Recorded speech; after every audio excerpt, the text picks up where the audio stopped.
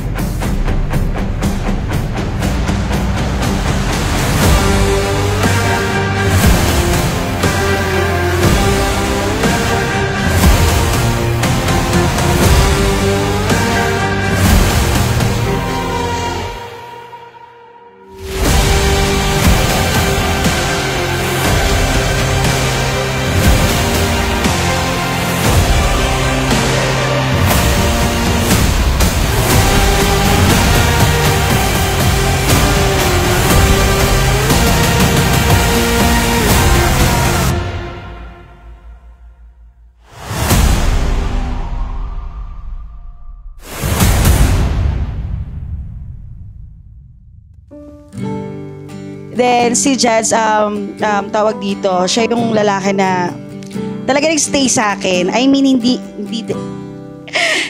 ako nagpo-boyfriend. Tumatagal talaga ng months. Wala talaga, parang chat lang or something, nawawala. As in, si Jazz yung parang natuturing ko talaga na parang first boyfriend talaga nag-stay sa ugali ko.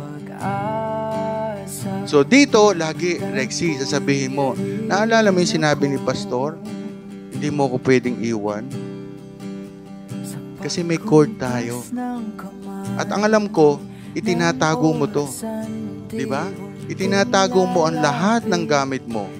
Dahil ito ay pagpapaalala na hindi ka pwedeng iwan magpakailanman.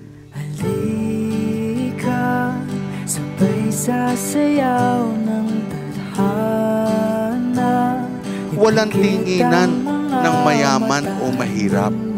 Ang importante ay nagmamahalan at handa kayo na humarap sa Panginoon. Dahil natagpuan ka na.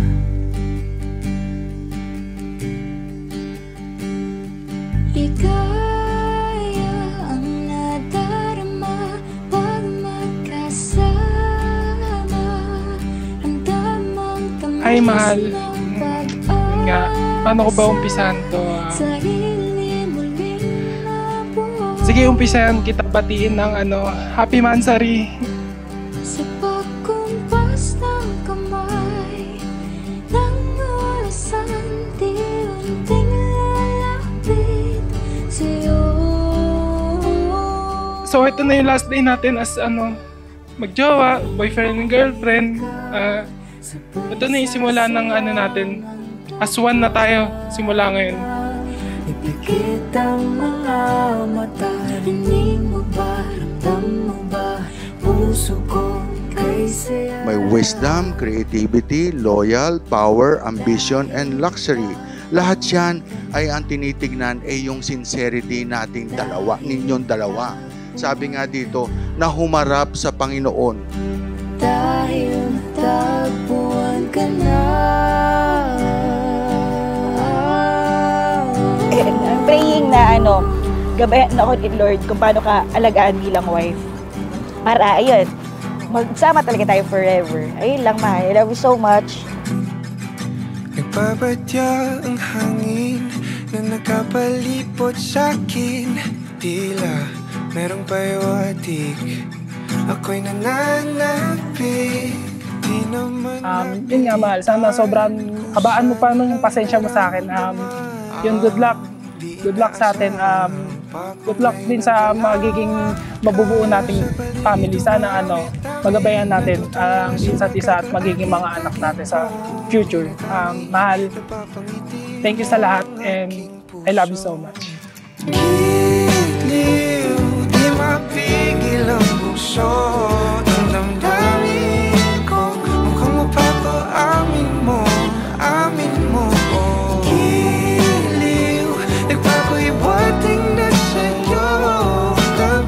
Mula nung nakilala kita, kahit sobrang lakas ng mo, toyo mo, topak mo.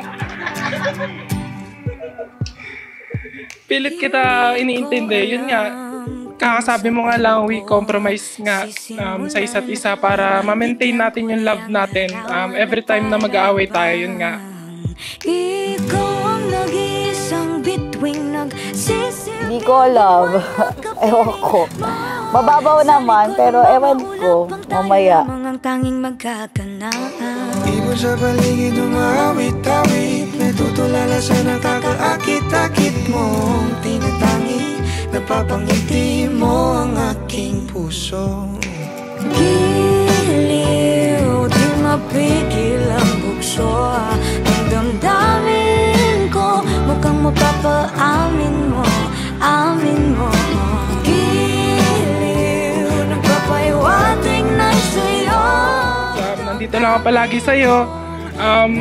Handang makinig sa lahat ng rants mo sa buhay, problem, personal, or work, lalo sa work natin. Alam mo yan, nandito lang ako laging handa makinig sa'yo. Every time na kailangan mo ng comfort, yun, mahal. Siya yung tinuturing ko talaga na first ko in everything sa lahat. And sa'yo ako nagtitiwa. Ikaw na yung lalaki pinagkatiwalaan ko. Mahal na mahal kita. Hindi naman talaga sinasadya. Pagkat hindi Thank you, mahal, sa lahat. Alam mo yan, sobrang grateful ako na nakilala kita, na-meet kita. Kahit sobrang ikli pa lang ng pagsasama natin, pero ito na tayo ngayon. Binless tayo at binigay ka sa akin ni Lord. Ikaw na yung answered prayer ko. Sa wakas, may wakas. Thank you so much, mahal.